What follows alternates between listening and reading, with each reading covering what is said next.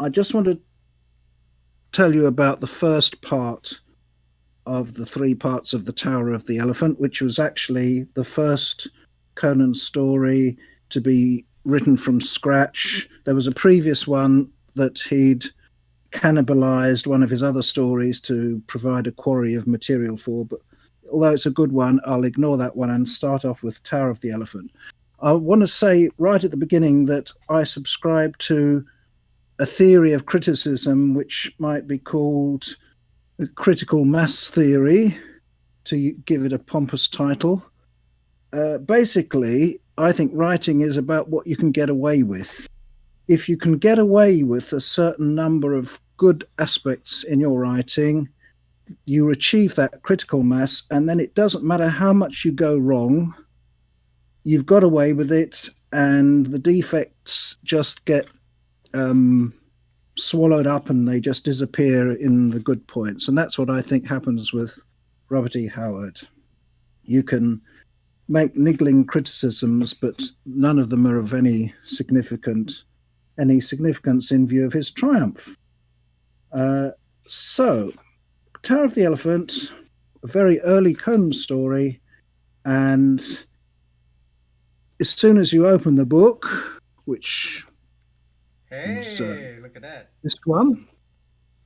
and ignore all the stuff written by Lynn Carter and L. Sprague de Camp and so on. Just read the proper Robert E. Howard's Conan stories, and immediately you get into the Tower of the Elephant. You're plunged into a world which never existed, but fictionally it was 12,000 years ago, the so-called Hyborian Age, full of excuse me, full of color and excitement, and done in the best way that it could be done.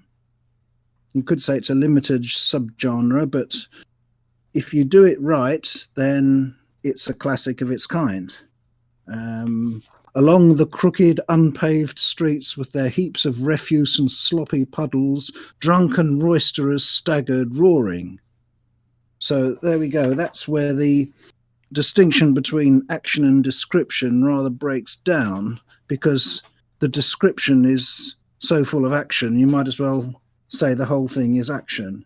And he goes on, in one of these dens, merriment thundered to the low smoke-stained roof where rascals gathered in every stage of rags and tatters. Again, it's movement as well as description. And stuff about the very multicultural environment in this thieves' city of Zamora. As soon as you read Thieves' City, you think, oh, this is going to be interesting. Native rogues were the dominant element, dark-skinned, dark-eyed Zamorians with daggers at their girdles and guile in their hearts. But there were wolves of half a dozen outland nations there as well. And then he goes on about the various nations, which in other stories are further developed. One of them, again, he slips nice and easily from theme to theme. He's talked about the various cultural types. Then he talks about an individual, a professional kidnapper who'd come up from distant Koth to teach woman stealing to Zamorians, who were born with more knowledge of the art than he could ever attain. So he's a bit of a buffoon, thinking he's better than he is. And all this is by way of a build-up to where he's praising the charms of this woman he's planning to steal. And then he says, I know lords in Shem who would trade the secret of the elephant tower for her, he said.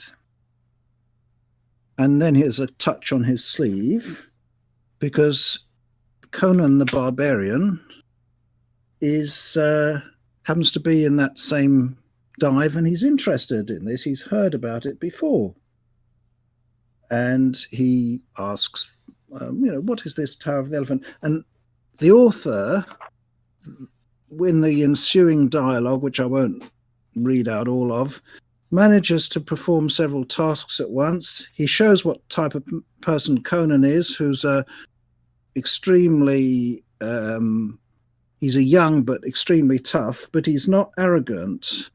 He is willing to learn from other people, and he's rather put out by the discourtesy of the more so-called civilized people among which he finds himself.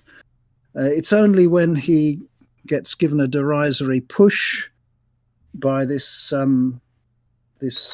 kidnapper that he pushes back, and it's only when the kidnapper draws steel that Conan draws steel, and then there's a very swift denouement. Steel flashed and the throng surged wildly back out of the way, and then it goes on about the chaos and when the candles were relighted, they find that the barbarian was gone and the Cothan was dead. So Conan is not a man to be trifled with, but on the other hand, he's not the one who started the trouble. So a complex enough character to be interesting. It's not just a thug. And then we find that he is on his way to track down the Tower of the Elephant and the jewel which the Cothan says was hidden there.